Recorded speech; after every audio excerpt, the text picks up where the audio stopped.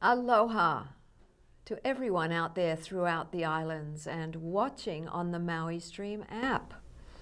I am Juliet Butters Doty, and I'm an evolutionary astrologer bringing to you the latest planetary energies and how they can affect you and me, all of us.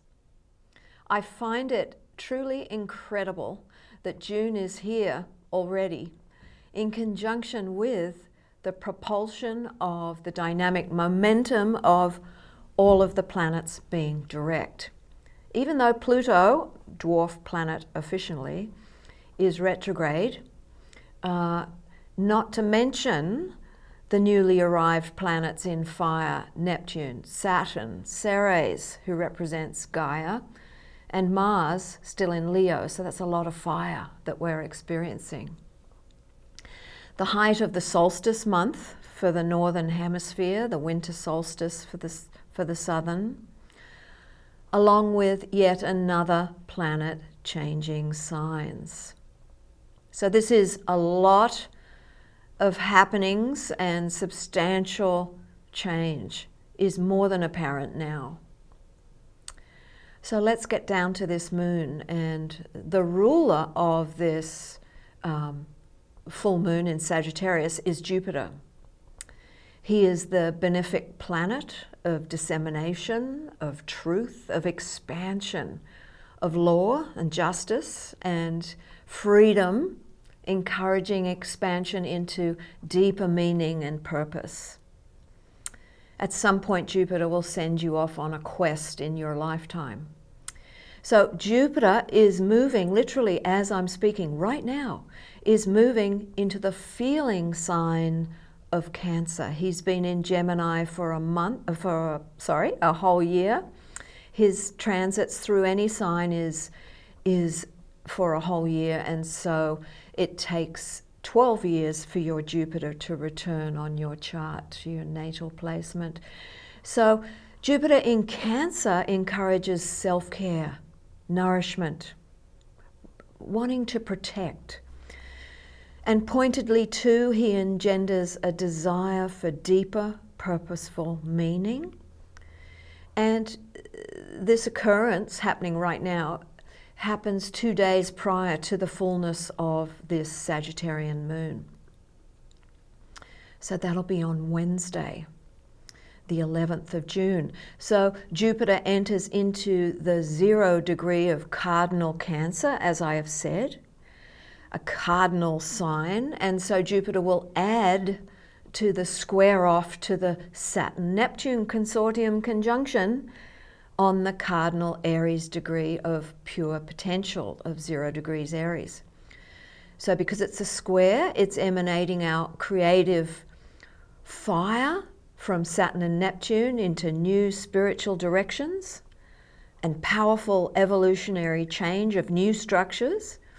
So there's that tension of that square between the structure and surrender, and really looking at and getting deeper meaning about what do we care about. So we are being impulsed strongly to initiate into deeper realms of nourishing care for each other and for ourselves. We tend to forget about ourselves. So watch for an uptick in the mundane arena out there, in real estate, for example, or anything to do with the home, anything to do with the family system you were born into and all those family matters, both individually and collectively. I mean, we are one big collective family here on Earth, aren't we? So during the next 3 months, we have a fabulous opportunity to reach for greater realms of ourselves, to pioneer personally to the next level. Who are we now? We might be quite different. We're being asked to claim our freedom whilst we get on with new projects and initiating ideas into reality. So these next few months are going to be a dress rehearsal for the huge new era that we will begin with no turning back as a collective, that launches next February 20th, 2026. I have spoken about that before, and I will continue to elaborate. in future readings. But for now, just know that some projects over the summer will fly really well and some just won't. There will be some toing and froing as we discover what's going to work in the new era and what will not. So it's an important time, this transition period, this year of 2025, to sort out just what do we want and how will we express our dreams. So we're moving from thinking about many ideas to feeling more deeply into our beings. So breathe that into your depths, for indeed feeling into our emotional bodies will be the initiatory path for the whole coming year ahead, June to next June 2026.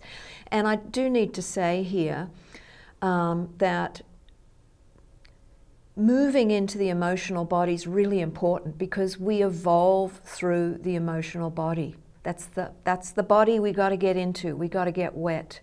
So Cancer is the first water sign of feeling and emotions, together with Scorpio, the next water sign representing the soul, and he goes deeply into it. And then Pisces symbolizes spirit. So that completes the grand water trine of watery emotions and deep feelings. So Jupiter's on a mission here to get the collective to feel. So let's get into the full moon a bit more now. So as we enter into these energies that are waxing up to this full moon in a couple of days, usually full moons represent a culmination, sometimes an ending. They're all generally emotionally charged and potential turning points. And this particular full moon is quite purposeful, Jupiter, full of adventurous striving, determination with our possibly new beliefs, restless to move to yet another exploration or quest, delving into deeper meaning, foreign travel for some, literally, or even internally, traveling throughout and experiencing the cosmic experience of oneness. And there's a great expansive desire for truth and purpose. So Jupiter actually sits right next to Mercury, this lunation, urging us to speak, to share our deeper beliefs and perhaps our newfound beliefs. We may see relationship endings too with this lunation. We have the experience of the propulsion of Mars, still in Leo, trine to Chiron and Eris in Aries, getting us to move with instinct, to harness the courage with focus, to just get on with your ideas that just won't quit. There's plenty of fire out there now in the energy field to move us along for sure. So utilize the moon and sun that are actually both square to the nodal karmic axis at the moment, commandeering us at a choice point time, possibly a pivot point for some, to make the changes, let go of the inner and outer critic, get out of the doubt, get out of sacrificing yourself for others, get out of going out there into the chaotic mayhem that's happening. Just look at LA right now and connect deeply internally into your guidance. Jupiter and also Pisces for your future directional path. Jupiter rules our future too.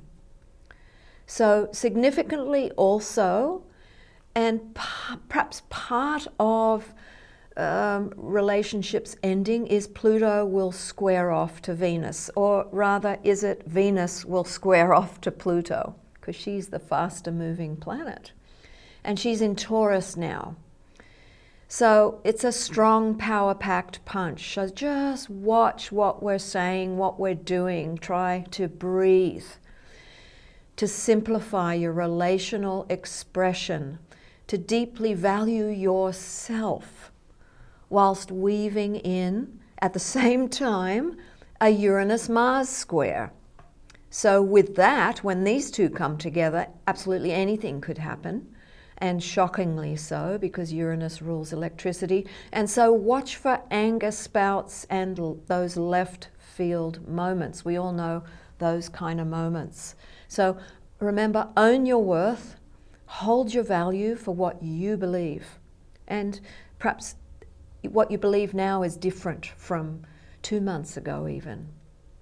So the sun in Gemini is opposite the moon in Sagittarius, obviously, making it a full moon, and both are squaring that nodal axis, as I said. So it's time to choose your truth and own your path, regardless what the consensus may be. Remember, squares, as we move along here, squares create tension to push us forward so that we evolve. Onwards we go. We just are moving into the future. And Jupiter, the ruler of this full moon, is squaring off to Saturn, and it's the third square. And they're both in cardinal signs now, so it's time to initiate. It's strong. It's a push to stand in our sovereign and autonomous power. And I am going to add in here that when Jupiter and Saturn came together, December, the solstice actually of 2020, that was the beginning of a 20-year cycle in Aquarius. And Jupiter and Saturn affect the cultural zeitgeist.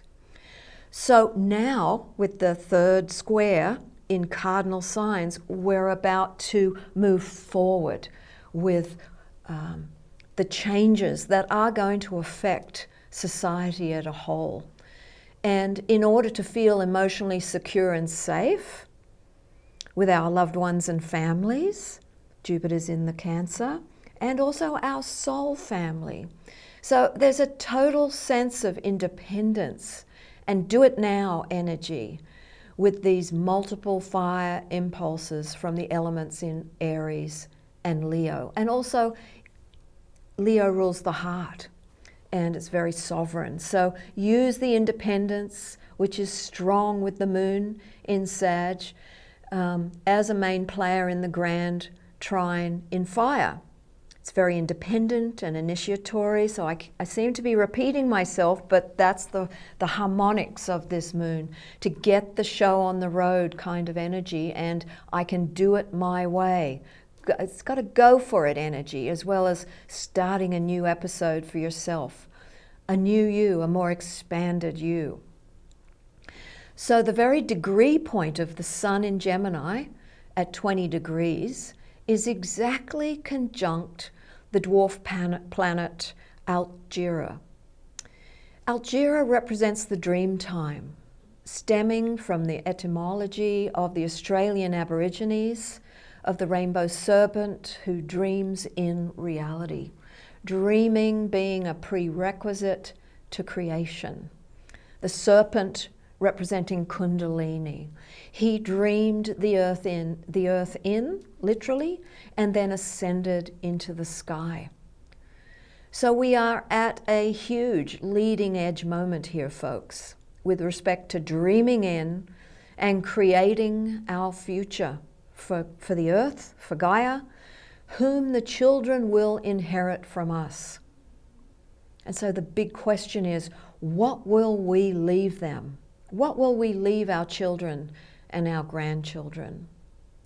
The cosmic energies are also playing their part, and they are daily incoming with, and they're filled with constant solar flares, CMEs, and big ones, M-class flares, plasmic energies, all utilized by us to upgrade our frequencies so as to morph into the new upgrade in order to evolve as the Earth simultaneously moves through her adjustments. So the emissions and the ejections from the sun sun seem to correlate together with the seismic energy here on Earth. So that's really quite interesting. And if you'd like to understand more, you can go to Stefan Burns on YouTube. I don't even know him, but he's quite interesting. And you can search through his videos as to how many you want to, if you want to understand more about solar flares and more. So lastly, another mention to the Saturn-Neptune in Aries, squaring the Jupiter-Mercury in Cancer. The signature of Cancer is all about getting wet, as I said, and diving deeply into the emotional body, exposing your more vulnerable selves, being deeply honest as well. So the question is, what do you feel about the renewal and the integral truth of where your future is headed, both individually and collectively? Maybe there's more to LA than it seems. But certainly, if we are indeed a collective family, Cancer, on this earth together, how long will we wait and not say anything about what is happening? Indeed, everywhere we look, there's another chaotic happening. But there are many specific activities that are no longer acceptable. And one big one that's screaming daily is Gaza and the children there, the people, just like you and me, just like ourselves, families starving to death.